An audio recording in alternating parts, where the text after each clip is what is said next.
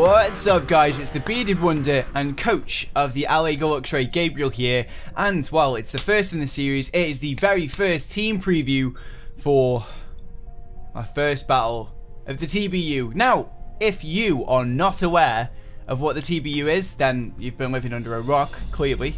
Well, to be fair, probably not.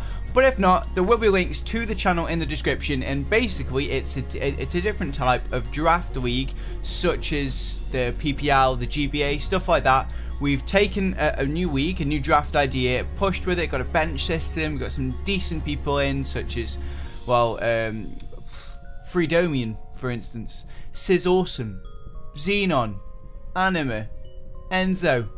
The list goes on.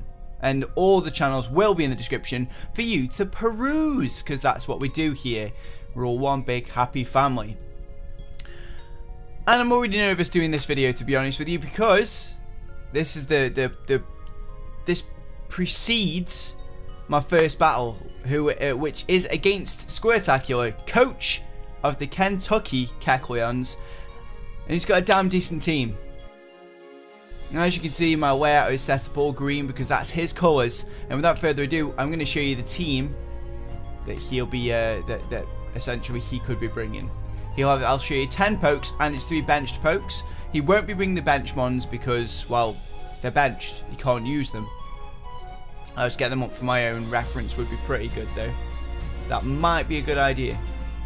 But yeah, so I'll show you the 10 Pokemon that he's got, that he could be bringing, and I'll also let you know about his other pokes as well, I might as well. So, first off on his team, he has and it was his first pick as well, and it was a damn good first pick, and that is the Mew.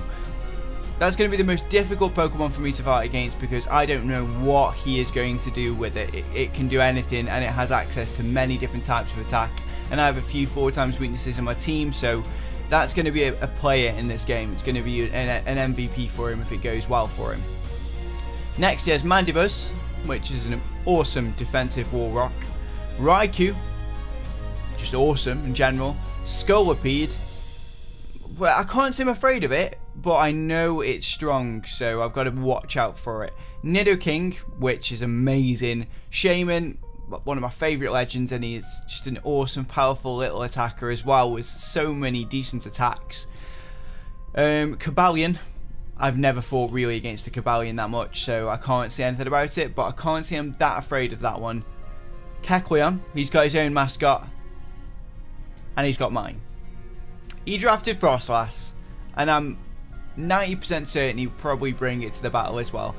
Then his mega for the team was Charizard X, which so powerful, but luckily I have 2 fairies on my team which will do quite well against that. Like the Altaria should be able to match up against that really well. Next to that, we have the 3 benched Pokemon he chose, which he won't be bringing, but for future episodes, if he switches around his bench, you have to do it at the start of the week, then he can use these pokes, and that's Blastoise, Porygon 2, and Hawlucha. There were there's no point going through the stats for those at the moment. For the team I think he'll be bringing to me, well, I've got a feeling 100% he's bringing Mew. He has to. And I reckon it's going to be a specially defensive wall. Because that's, like, looking through his team, he's lacking obvious walls for me. So that's one of them. Specially defensive wall. In that same vein, I think he kind of may have to bring Mandibuzz. Now, I don't think Mandibuzz is great against my team, but it can eat up hits. It does do a job, and it is a good physically defensive wall. And he might be afraid of me bringing Chestnut, because without that, Chestnut's going to be pretty damn good against his team in general, because Chestnut is powerful. It's not going to be good against Nidoking or Mew, but the rest of it, he can take hits, and it's a really good, strong physical wall. And, you know, some decent sets with it. Next to that, I reckon he'll be bringing Nidoking. In fact, 100% he's going to bring Nidoking, because that thing packs Earth Power, Ice Beam, and a Hidden Power, Sheer Force Life Orb boosted. And I have 4x4 weaknesses in my team. One is Ice, one is Earth, the other is Fire, and the other one's Flying. But he's not going to bring Fire, he'll bring Fire if anything. And that is going to be an absolute pain to deal with, without a shadow of a doubt. It's going to be So it's one I've got to look out for more than anything. It's also got the poison, of course, for my Altaria or my Azumarill, should I choose to bring them as well. It's going to be fucking difficult to deal with, without a shadow of a doubt. Next to that, I reckon he's going to be bringing, just trying to think, Megazord X. Yeah, of course, Megazord X is 100% coming because it's his Mega and it is damn good. It's going to destroy Escavalier if I choose to bring that. Has to bring it, has to. And it's going to be difficult to deal with if it comes with, say, a bulky Dragon Dance set, because if that thing sets up on me, it's going to be tough. It's going to be hard to deal with. It just is. Next to that, and he's a little thief for this one. Little thief, yes you are, a little thief. He might be bringing the Frostlass. I think he's about 90% sure, because if they bring Frostlass, 1, it's too tempting to bring the mascot against me. It's my mascot. And 2, I do have an out of 4 times ice weakness. I also have the Chestnut, which is weak to ice. I also have a Toria, which is weak to ice. That thing's going to be good. And there's 2 options for it. Either he's going to bring it as a suicide lead, which I don't think he'll do, or he's going to be bringing it as a special attacker, say Choice Scarf, Choice Specs, or Life Orb, and he's going to try and destroy shop with it. I'm not going to let that happen. I'm not going to let that happen. No chance. No chance in hell. No way is that guy beating me. And then I reckon he'll be bringing the final Pokemon. It's a choice. It could be Shaman, because he gets Earth Power. It could be Raikou, because he gets Hidden Power Ice, and it's good with the Volt Switching initiative, and it's a really fast poke, faster than all of my Pokemon. And then finally could be bringing maybe the Kecleons for the Steel type stab attack, but I don't think he'll do that. It's between Shaman and Raikou, I believe, to be completely honest with you. But we'll see when I have my battle, won't we? A little bit later on. Fingers crossed it goes well, because that's going to be it's going to be tough. It's going to be tough. But enough of this anyway. Let's move on to my team. How I've built the team to go against those 6 mons that I've just told you. I know I said more than 6, but those 5 and then a few other options. Mons that I was talking about then. So let's have a look at my team. So my team, first name on the list, Mega Altaria. It's pretty simple, right? I've got to bring my Mega. It's going to be good against the Charizard. You can wall it, and other than that, it's just going to be awesome. So, yeah, Mega Altaria. The way I've set this thing up is it's going to be a physical attacker. It's going to be Dragon Dance. It's going to have Earthquake in return, stable attacks, and it's going to have the Heal Bell as well. And that is because I'm terrified of Mew coming with Wisp and burning some of my pokes, especially the Altaria or the Escavalier. So I'm bringing Heal Bell to protect myself against that. Hopefully take him by surprise with it or something like that. I'm also, as you just heard, bringing the Escavalier. I have to. It's Escavalier.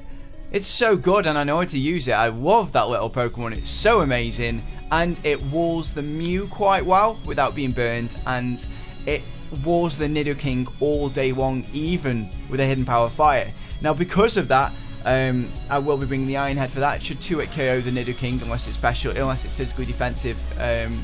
But it's not going to be. It's going to be his special attacker. Stats for it. It's going to have 252 in HP, 56 in attack. Always have that. I don't know why. It just gives it a little extra attacking bulk, and it's going to be 200 in special defense with Assault Vest. So it's going to be eating, and it's going to be Careful Nature as well. It's going to be eating up the special attacks all day long. I didn't actually give you the statistics for Altaria, so I'll do that now. So Altaria will be packing, and I should have said this really. Altaria will be packing 252 in HP. Is that correct? That might be correct. Is that correct? No, 248 in HP. It's packing 216 in attack. It's packing 36 in special defense, and then finally 8 in speed. Now the reason for that, the 8 in speed is so I can speed creep Mandibuzz if he decides to bring it. The 216 in attack gives me enough to OHKO a Mandibuzz after rocks damage. The rest of it, I wanted that extra bulk in HP so it can take some hits, because like I said, it's going to be taking hits from the Charizard. If things work out for me, it's going to be defending itself up against that, and I can hit back with that stab. Pixelated, super powerful return that will do a number on Squirtacular's team. The way I've set this up is that I think that I can just go Altaria's in, hit return, smash anything, because it almost OHKOs like a lot of Pokemon. After rocks, it OHKOs a few Pokemon. The only thing it can really stand up against it out of the team I've said is Mew, and that's something I'm going to have to deal with at the time. Next, that's after the Escavalier though, is my Azumarill. How can I not bring that Pokemon? One, it's Fairy typing, which is awesome. I mean, it's not great against 2 poison types, but still, you know, if he brings a Scolipede and if he's got Nidoking, and he will bring Nidoking, but still, it smashes the Nidoking. It will OHKO, or it's like a very high percentage to OHKO with an Aqua Jet. Choice Band boosted 252 in attack, because that's what this thing is. It's going to be Choice Band, not Bally Drum, because I don't want the time to set up. I don't think I'll get it because of that Mew being around with a Wisp. No chance I'm going to be able to set up, really. So it's going to be 252 in attack. It's going to be 200 in HP and 56 in speed. That 56 in speed is there so that following a Tailwind, it outspeeds every mon on his team. Yeah. Which beautifully brings me to my next poke, which is going to be the Gliscor. This Gliscor is a little bit different. Gliscor, it's going to be Toxic Orb, Stealth Rock Setter. Those things are traditional and usual. It's going to be physically defensive a little bit. And it's going to pack the Earthquake, stab damage, have to bring it. It's going to be good against Nidoking. And also the Tailwind and Taunt. The Tailwind is there because it means I know my team is slow compared to his, so I want to outspeed it, and it means Gliscor gets the chance to basically just bash in a Nidoking with the Earthquake, which would be sick. Other than that, the Taunt is there in the very, very rare. I still don't think he'll bring it. Scolipede. If you bring Scolipede, I get to taunt that off before it can do its Baton Pass Swords Dance shenanigans, hopefully. If he manages to, say, get up a Swords Dance and a few speed boosts, still stopping with the taunt and then being able to actually get... Well, I can set up against it with the Earthquake, with the Stealth Rocks, but I should be able to get Earthquakes off and do enough damage to me, and I'm not sure if it can really damage me. Like, Pin Missile is going to do nothing, Poison type attack is going to do nothing, so stab damage is out the window. But I'm not 100% certain what other attacks it gets. So we'll see on the day if he does bring it, to be honest. I don't think I need to look into that too much, but I could be completely wrong. We'll see. We'll see at the end of the day. That's the statistics for that are going to be 208 HP, 44 in attack, 80 in defense, 176 in speed. The 176 in speed, and it's just plus speed nature of Jolly, guarantees I outspeed Nidoking anyway. But I'm worried with the Tailwind about having Scarf Nidoking, and also the Tailwind helps my other pokes, such as the Azumarill. But anyway, yeah, so 176 in speed guarantees I outspeed the Nidoking that's fully invested. 80 defense, which means I can take a little bit more hits. 44 attack guarantees I OHKO the Nidoking after Stealth Rock damage with an Earthquake. Simple. And then the HP investment, just because you have to have it with a defensive mon. So that makes all the sense in the world. Following that Pokemon, I mean, I've gone through 4 of them, I do believe now. We're going to go into my little switcher, my little Rotom Heat. This originally started off as Heatran, but having Nidoking there and Shaman there, Scolipede there, all getting access to Earth Power move, Earth ground-based moved, have to remove them. So Heatran got taken out, and I brought in the Rotom Heat because it has resistance to the Earthquake. It's immune to it, of course, and there's no Sheer Force on it. No, there is Sheer Force on his team. There is no Mold Breaker on his team. It's also fast switcher. It's going to be Scarfed, and the way I'm packing it is it's going to be Volt Switch, Overheat, Hidden Power Ground for the Charizard, and Thunder Wave. You don't see it very often, but I'm going to be backing the Thunder Wave because I think it could catch a few mons out of place. If Scorpio comes, it can hit that. It also hits, doesn't obviously hit the Nidoking, but it can hit up the Charizard with a Thunder Wave as well. It's just a good, well, a damn good stat to have on Pokemon. So that's what I'm bringing. Its statistics are going to be 252 in special attack, 4 in special defense, 252 in speed. Very stable set stats there. Simple. For my next Pokemon, it's going to be my little expert with the expert belt, Espeon. Lovely little Espeon's going to be coming. It's going to be there mainly for the Nidoking again, because that's the one of the Pokemon I know he's going to bring. It's going to have Shadow Ball for the Frostless. It's going to have Shadow Ball for the Mew. It's going to be there just to pack that little punch and to provide some magic bounce to protect against the Wisp and to protect against any other stat the guy wants to set up against me, including rocks from the Nidoking, because Nidoking doesn't want to stay in against the Espeon. So magic bouncing those away, it's always going to be the switch, and it's going to be perfect. So, with that stats though, it's going to be Expert Belt over Life Orb, because I don't want him to see the Life Orb damage. I'm hoping that he'll maybe think, oh, this is True Spect with the extra damage from the Expert Belt. It's going to be possible. It's going to be 252 in Special Attack, 6 in Special Defense, and 252 in Speed, Timid Nature, so that it guarantees to outspeed everything except for Raikou if he brings it, and Frostlass. It will be a speed tie with Frostlass if Frostlass has max invested, so we'll just be swapping hits. Woo!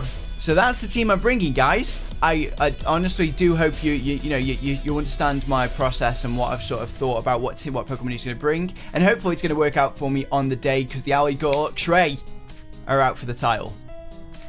You let me know in the comments below what you think of the team, what you would have done with the 10 pokes that I said to you earlier on from Squirtacular, and if you would have brought a different team from my 10 pokes.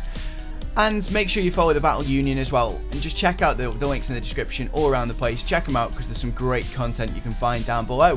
Before you go though, please don't forget to smash that like button below this video. Above that, have yourselves a damn fine day. I'm fucking loving life, as usual. I'll see you next time.